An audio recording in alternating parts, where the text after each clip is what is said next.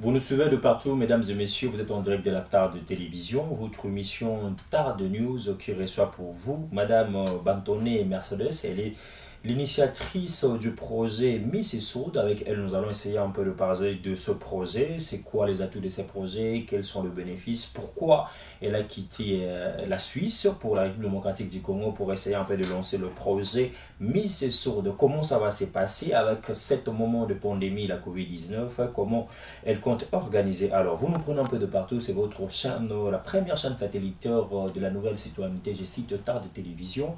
Madame Bantoné Mercedes, je vous salue, je vous dis bonjour. Bonjour. Vous allez bien? Très bien, merci. En forme? Très en forme. Merci. Vous êtes à l'aise de changer en français, en lingala, en anglais? Alors, toutes les langues me conviennent. Très bien. Alors, vous êtes Bantoné Mercedes, vous vivez en Suisse, vous êtes à Kinshasa pour un projet sourde, Miss et Sourde. Parlez-nous un peu, qui est Bantoné Mercedes? Alors, donc mon nom, je le répète, Madame Bantoné Momba Mercedes. Je suis congolaise d'origine, résidente en Suisse, où j'exerce le métier de greffière. Et j'ai toujours porté le projet, enfin la cause des sourds dans mon cœur. Pourquoi? Parce que j'ai moi-même un frère qui est devenu sourd à l'âge de 3 ans. Alors je n'ai pas eu à vivre avec ce frère, mais lors de mes vacances ici à Kinshasa, je me suis intéressée un petit peu à son monde. Donc là, c'était il y a déjà une quinzaine d'années en arrière. Et donc, en allant voir un petit peu ce qu'il faisait à l'école, j'ai pu créer un contact, notamment avec les écoles Village Bondeko, dont le siège administratif se trouve à Kabambar. Au lycée Kabambar, la commune à côté du lycée Kabambar, que je vois, oui, maison communale Lingwala, Babumbu, Kinshasa, commune Kinshasa, Oui. Et j'ai pu nouer des très bons contacts avec la coordination qui vraiment m'a ouvert les portes. J'ai pu m'entretenir avec les enseignants spécialisés. J'ai pu découvrir le centre Bon Berger, qui est un centre culturel pour les personnes sourdes. Il y a même c'est un centre catholique, hein, et il y a même une messe qui est dite en langue des signes, avec une chorale, vraiment très intéressant. Et donc c'est en voyant évoluer mon frère, en suivant sa scolarité, qui à l'époque prenait 2 années civiles pour faire une année civile pour n'importe quel autre jeune, je me suis posé la question de savoir quel serait son devenir professionnel une fois qu'il aurait fini ses études secondaires. Et partant de cette question est née une réflexion sur l'accessibilité à l'employabilité pour les personnes sourdes. Donc j'ai commencé à cogiter, à me demander qu'est-ce que moi, à mon niveau, je pouvais faire pour faire un petit peu avancer les choses. Car à cette époque, le seul choix qui était offert aux personnes sourdes, c'était soit la coupe et couture pour les filles, ou alors la menuiserie. Et je me disais, toutes les personnes sourdes, au fond d'elles, n'ont peut-être pas seulement cette vocation-là, même si c'est super comme métier de faire de la menuiserie ou de la couture. J'ai voulu proposer en tout cas des activités qui permettraient peut-être d'étendre ce champ professionnel. Et partant de là, j'ai créé une association en Suisse, une association de droit suisse, qui s'appelle Fais-moi signe, donc qui a pour objectif d'accompagner des jeunes dans la création d'un projet de vie professionnelle. Vous avez dit ça date de longtemps, ça vous a fait au moins 15 ans depuis que vous êtes dans cette affaire-là de pouvoir accompagner les sourds. Mais c'est un peu de nous expliquer par rapport à votre projet Miss Sourde. Est-ce que cela a commencé aussi avec vous depuis, lorsque vous avez remarqué que votre frère était tombé aussi parmi cette situation? C'est depuis là que vous avez aussi cette opportunité ou le penser de pouvoir créer Miss Sourde, ou bien ça vient pour la première édition maintenant à Kinshasa? Alors c'est vrai que l'idée germait, l'idée était en jachère, oui, elle germait quelque part, et j'avais vraiment du mal à passer à l'action, parce que j'étais un petit peu démotivée, je dois le dire, par la distance, par la barrière de la communication qui elle-même coûte extrêmement cher, surtout à l'époque où je me suis lancée, il n'y avait pas encore, WhatsApp n'était pas très bien, les outils, les communications, les réseaux sociaux, les tweets, tous ces voilà, à l'époque. Il n'y avait pas encore, donc j'étais un petit peu démotivée, je dois l'avouer. Et là, c'est un concours heureux des circonstances qui fait que moi, je me retrouve en congé maternité. Je viens d'avoir un bébé il y a 4 mois, donc j'avais du temps devant moi. Et je me suis dit, ben, ce sera en fait maintenant que j'ai ce temps, que je peux faire un suivi, que les outils me permettent d'échanger, que j'ai eu la chance de pouvoir composer une équipe de travail, toujours avec l'appui précieux des villages Bondeko, et aussi l'appui de Tard. Tard de télévision ou Tard de métier service? Tous les Tards, parce que c'est la personne de Madame Janine Maditoulou qui connaissait cet intérêt que je portais justement aux personnes sourdes, qui m'a relancée en me disant mais ton projet, qu'est-ce qu'il devient? Et ça, elle m'a vraiment sonné les cloches et j'ai retrouvé la motivation pour le faire, et elle aussi, elle est vraiment une vraie béquille dans cette entreprise. Miss Sourde, c'est la première édition ou bien il y a eu déjà des éditions avant l'intérieur? Alors, de mon organisation, c'est la toute première édition, toute première. Oui, il n'y en a jamais eu d'autres, et à ma connaissance, il n'y a pas d'autres organisations qui organisent ici à Kinshasa, peut-être au Congo, je ne sais pas, une élection de Miss avec les filles sourdes. Comment vous pensez organiser cette activité? Est-ce qu'il y a un membre de jury qui sera ces jours-là? Comment ça s'est passé pour la sélection ou soit le choix des candidates ou candidats par rapport à Miss? On voit c'est la femme en général, on voit c'est la femme. Comment est-ce que vous avez procédé par rapport à ces critériums-là de candidates, et puis en même temps le déroulement de cette activité-là, ça sera quand, et puis l'endroit, la date exacte de votre activité? Alors, votre question, elle en contient plusieurs en une. Je vais essayer de répondre, mais n'hésitez pas à me je vais faire un petit rappel. En cours de route. Non, je parle, si je dis, en fait, Miss Sourde. Oui. La première des choses est de savoir, c'est quoi les critériums, et puis, il y a combien de candidates? Et la troisième question, la date exacte de cette activité. Alors, c'est effectivement élection de Miss Sourde. Nous avons recruté 24 candidates, chacune représentant symboliquement une commune, ici à Kinshasa. Nous avons choisi la date du 31 juillet 2021 que nous sommes.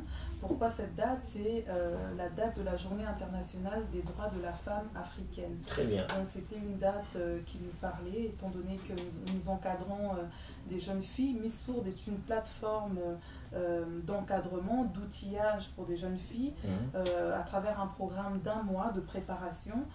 Et dans le cadre de ce programme, donc, nous apportons des compétences aux jeunes filles sourdes, de savoir être, de savoir faire aussi. Donc nous avons essayé de...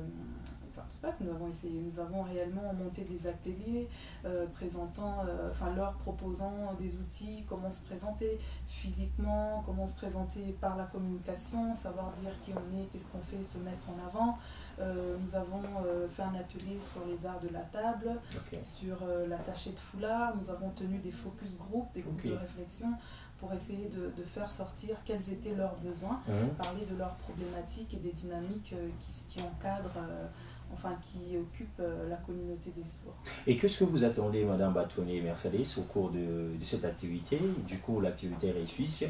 Au finish, qu'est-ce que vous attendez comme résultat entendu? Alors, je ne sais pas si je l'ai dit, mais j'avais envie de le dire, en tout cas, que nous travaillons dans le contexte de l'handicap, que c'est une élection, parce que vous avez parlé des critères tout à l'heure. Donc, nous n'avons pas sélectionné les mêmes critères qu'un concours de beauté traditionnel. Et d'ailleurs, le slogan de Miss Sourde, c'est s'affirmer en toute beauté. Donc, on veut aller au-delà de l'élection de la plus jolie des filles, mais retenir une qui saura porter sa communauté.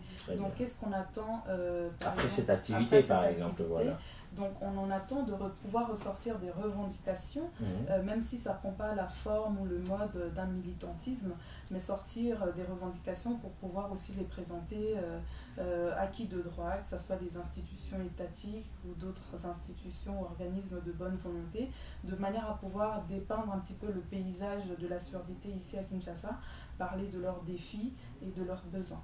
Actuellement, notre pays contient un ministère qui parle de personnes vivant avec un handicap. Est-ce que vous avez essayé d'entrer en contact avec la ministre qui s'occupe de ce secteur-là, et puis deuxièmement de parler avec le ministre de la Culture, parce que ça fait partie aussi Miss, ça fait partie de la culture. Est-ce que tous ces démarches-là, vous avez pu essayer d'attendre? Vous avez, si oui, est-ce que les autorités, les titulaires ont répondu favorablement à ces projets? Alors, affirmatif. Nous avons contacté justement le ministère de l'handicap et de la préparation professionnelle. Très bien. Donc, nous n'avons pas encore eu de réponse, donc nous attendons. Mais en tout cas, la démarche a été Bien faite. que l'activité est déjà connue pour le 31, vous n'avez pas encore pas encore, une mais confirmation. c'est pas trop tard. Ouais. Même après la date, la ministre est toujours la bienvenue. Okay. D'autant plus qu'elle a des contacts quand même étroits. Enfin, le ministère, vu que ça vient de changer, a des contacts très étroits avec les écoles Village Bondeko. Donc, c'est sa maison et il n'y aura aucun souci. Et ainsi que le commissariat des arts et culture. Très bien. Au bureau de Madame Yvette Tabou. Tout à fait. Alors oui, j'ai déjà été reçue là-bas 2 fois. Ils nous ont vraiment accueillis à bras ouverts, proposé un suivi, un encadrement que j'apprécie hautement et à sa juste valeur. Mais je dois aussi confesser que nous avons été frappés à leur porte quand même tardivement par rapport à leur calendrier. Toujours ça. Il faut très bien avouer. Là, je suis très flatté. Oui, donc je ne pourrais pas dire ah oui, non. C'était sur base de votre arrivée en retard à Kinshasa ou comment? Alors, disons qu'étant à l'étranger. Parce que vous avez une équipe qui travaille ici avec vous, vous avez une coordination. Oui, mais il a fallu aussi certaines rencontres pour pouvoir avoir certaines pistes.